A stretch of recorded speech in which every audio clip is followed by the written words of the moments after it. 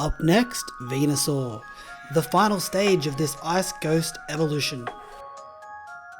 I build from my Ivysaur sculpt, pushing and pulling the form. At this stage, I'm not worried about how strange he looks. This phase is all about locking in solid forms and finding the silhouette. As he evolves into his final form, additional ice spikes force their way out from his ears.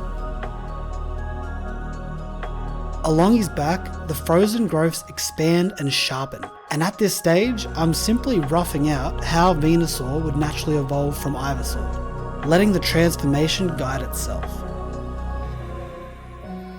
For the ghostly presence on his back, I explore a few different ideas, and you can probably spot them here. Icicles forming at the end of drifting ghost fog, a massive ice spike rising from the center, even a mouth-like form lined with jagged, icy teeth.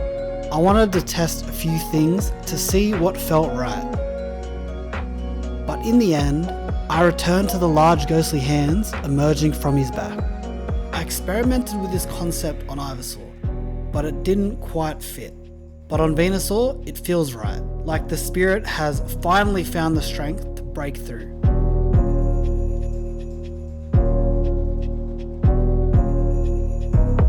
Once everything is roughly blocked in and the overall design feels right, the refinement begins. Cleaning up the shapes, building up that swirling spectral fog on his back, and sharpening the ice all over his body.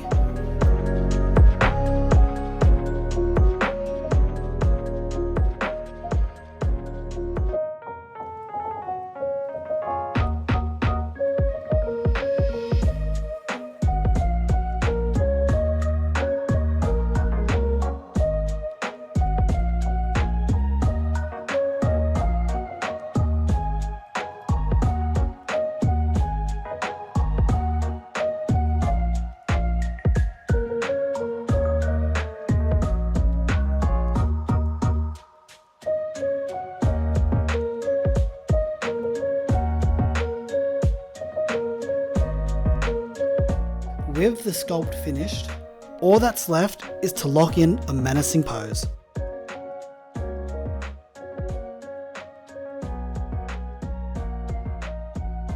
And with that, I pass him off to Tash, ready to bring our wide boy fully to life. Beginning with a quick sand and prime, I start laying down deep dark purples across Venusaur's skin, building the foundation of something far more ghostly.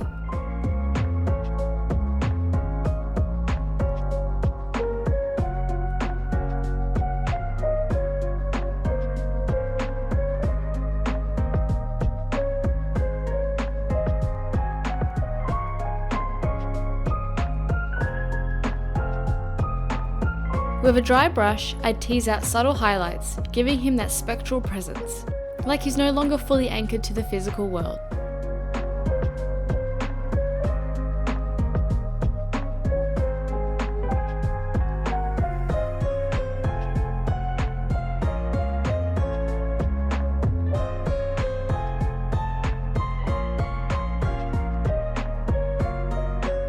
Along the edges, I tickle the tips with icy blue just to hint at first.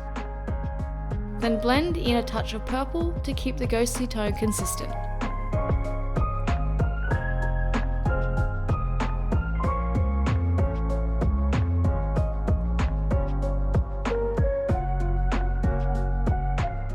From there, I dry brush a stronger icy blue along the edges.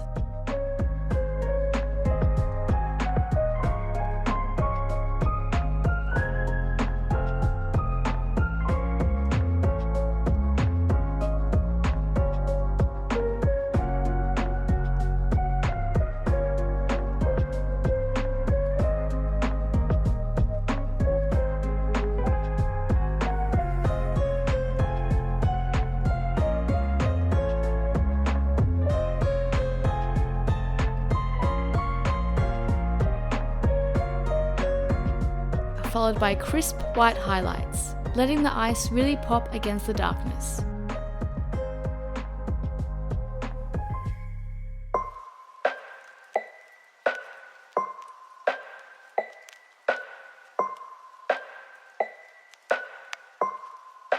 Finally, I give Venusaur a soul.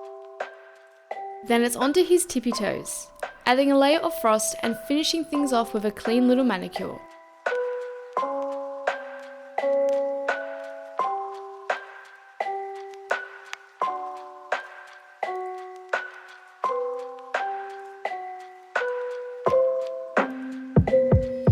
Originally for the smoke, I went in with a spooky green using a wet blend, only to realise it looked more like vomit than a haunting presence.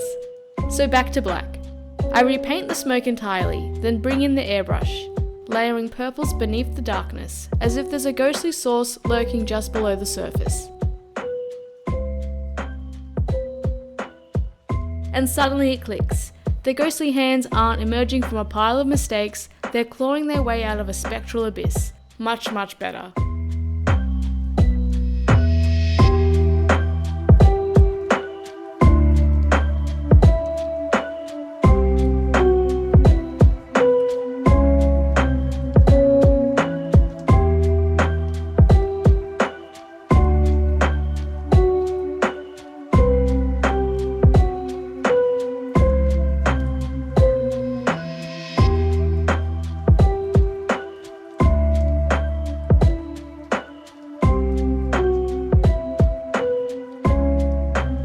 And just like that, our first evolution line is complete, transformed into their new Ice Ghost types.